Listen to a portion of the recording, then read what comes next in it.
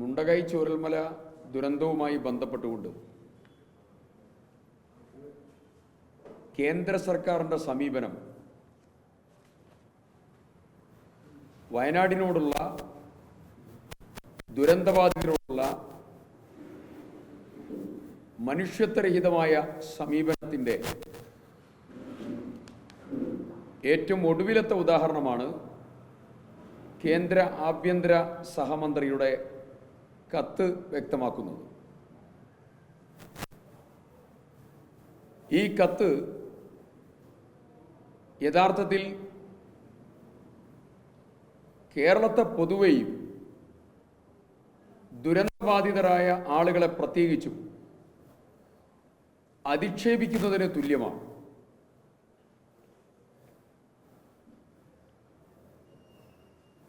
ദുരന്തം നടന്ന സമയത്ത് ഒരു രക്ഷാകർത്താവിനെ പോലെ പ്രധാനമന്ത്രി പെരുമാറിയത്. പോകുന്ന സമയത്ത് പ്രധാനമന്ത്രി പറഞ്ഞ പ്രധാനപ്പെട്ട കാര്യം,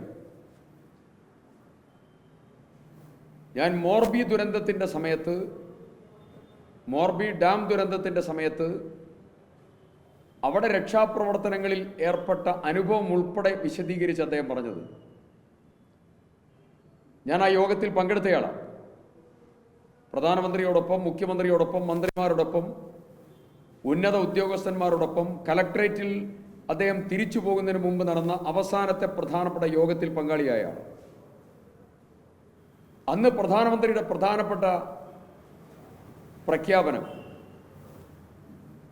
നിങ്ങൾ ഒറ്റയ്ക്കല്ല, കേന്ദ്ര സർക്കാർ കൂടെയുണ്ട്, ഞാനും ഗവൺമെന്റും കൂടെയുണ്ട് എന്നതാണ്. പ്രധാനമന്ത്രിയും ഗവൺമെന്റും കൂടെയുണ്ട് എന്ന് പറഞ്ഞാൽ ഒരു പണവും കിട്ടില്ല എന്നുള്ളതാണ് യഥാർത്ഥ അവസ്ഥ എന്ന്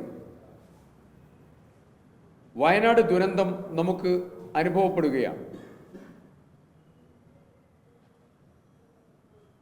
പ്രധാനമന്ത്രി ഏറ്റവും നല്ല നടനാണെന്ന്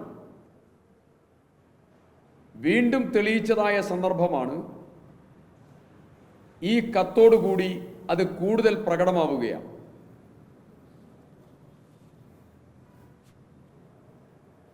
കേരളം ആവശ്യപ്പെട്ടത് 3 പ്രധാനപ്പെട്ട കാര്യങ്ങളാണ്.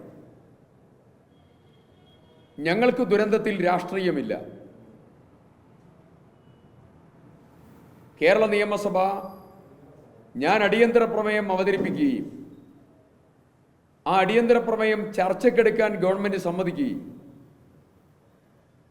3 മണിക്കൂറിലധികം നിയമസഭ വയനാട് വിഷയം ചർച്ച ചെയ്യുകയും അതിൻ്റെ കൾമിനേഷനായി അവസാനം ഒരുമിച്ച് കേന്ദ്ര സർക്കാരിനോട് പ്രമേയമായി സാമ്പത്തിക അടിയന്തര സഹായം ഉൾപ്പെടെ എല്ലാം ആവശ്യപ്പെട്ടുകൊണ്ടുള്ള പ്രമേയം പാസാക്കുകയും ചെയ്തതാണ്. ഒരു നിയമസഭ ഡെമോക്രസിയിൽ ഒരു സ്റ്റേറ്റിൻ്റെ ഏറ്റവും പ്രധാനപ്പെട്ട ബോഡിയാണല്ലോ.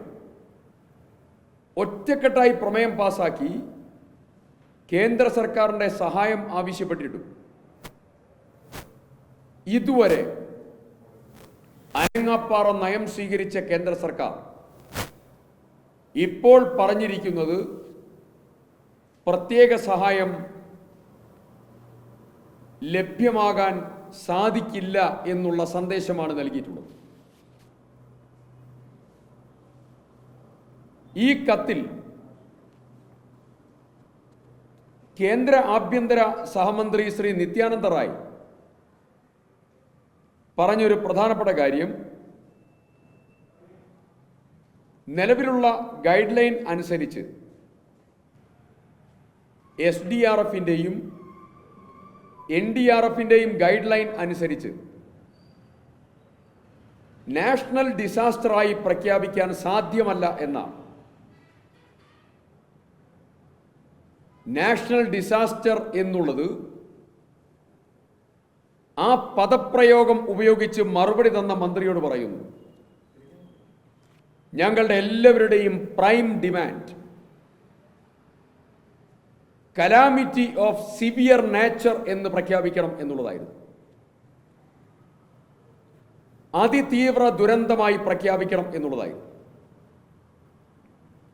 കേന്ദ്രമന്ത്രി ദുരന്തത്തിന്റെ സമയത്ത് വാചകങ്ങൾ കൊണ്ട് കസർത്ത് നടത്തിയത് ദുരന്ത ബാധിതരോടുള്ള അവഹേളനമാണ് യഥാർത്ഥത്തിൽ. ഞങ്ങൾ അസംബ്ലിയിൽ പറഞ്ഞത്, സംസ്ഥാന സർക്കാർ ആവശ്യപ്പെട്ടത് എല്ലാം തന്നെ disaster of severe nature L3 എന്ന് പ്രഖ്യാപിക്കണമെന്നായിരുന്നു. ഇത് പ്രഖ്യാപിക്കാൻ നിലവിലെ NDRF SDRF ഗൈഡ് ലൈൻ അനുസരിച്ച് ഒരു ബുദ്ധിമുട്ടും കേന്ദ്ര സർക്കാരിനില്ല.